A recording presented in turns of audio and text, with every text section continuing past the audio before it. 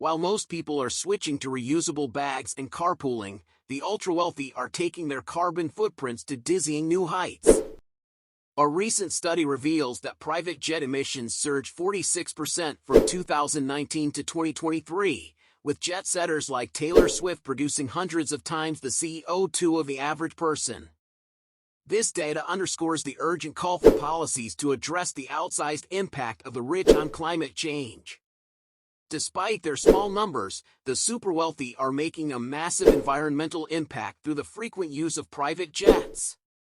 This elite 0.003% of the global population is responsible for an astounding 15.6 million tons of CO2 emissions from private flights alone in 2023, up 46% from 2019.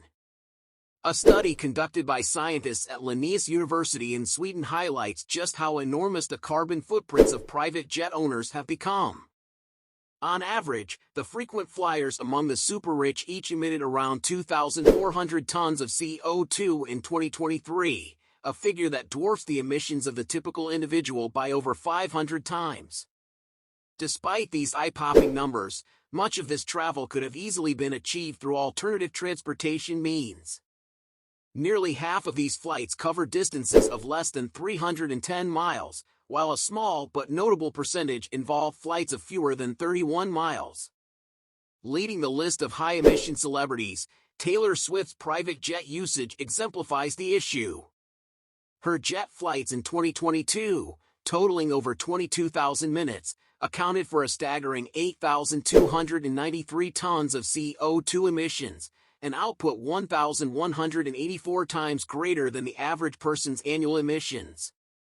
Her short average flight distance of just 139 miles suggests that many of these trips could have been managed by car, further emphasizing the need for responsible choices among the elite. Figures like Jeff Bezos, who flew almost 25 days' worth of private jet hours in 2023, add to the sobering reality. These individuals' emissions in a single year could take the average citizen 2 centuries to produce. The data also points to the nature of private jet usage, revealing trends that reflect a preference for leisure travel over business. Private flights spiked on weekends and during summer, underscoring their use for vacations rather than professional commitments. The researchers identified notable peaks during major events, such as the World Economic Forum in Davos and the Cannes Film Festival, with the jets crisscrossing the globe to carry their elite passengers from one high-profile gathering to the next. This habit of hopping between events highlights the jet-set lifestyle that comes with a steep environmental cost. Interestingly, almost 30% of the jets at Davos were later seen at Cannes, reflecting the demand among the wealthy for quick, high-emission travel across high-profile venues. This level of consumption is not only environmentally costly but also, in some cases, financially advantageous for the ultra-wealthy, as many countries, such as the United States, permit private jet expenses to be written off as business deductions.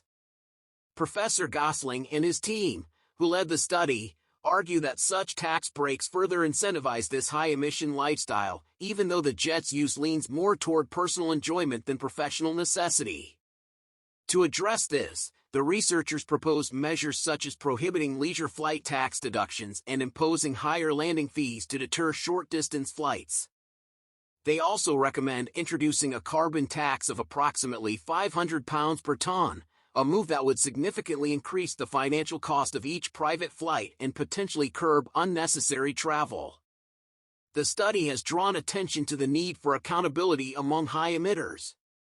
Private jet emissions currently represent about 1.8% of all aviation emissions, a seemingly small percentage but one that becomes substantial when considering the limited number of people who contribute to it. Professor Gosling insists that if society hopes to address climate change meaningfully, the wealthiest must be held responsible for their disproportionate emissions. As he pointedly asks, if we do not force the highest emitters to pay the cost of their emissions, how can we ask anybody else? This question resonates amid rising global concerns over the climate crisis and serves as a reminder of the urgent need to address all levels of carbon consumption. The findings from Linnaeus University are a call to action, revealing the stark contrast between the efforts of everyday citizens and the environmental impact of the ultra-rich.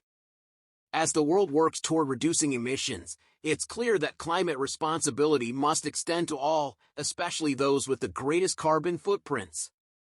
With policy reform, transparency, and accountability, there's hope to balance the scales and bring everyone, from the average person to the wealthiest jet setter, onto a more sustainable path.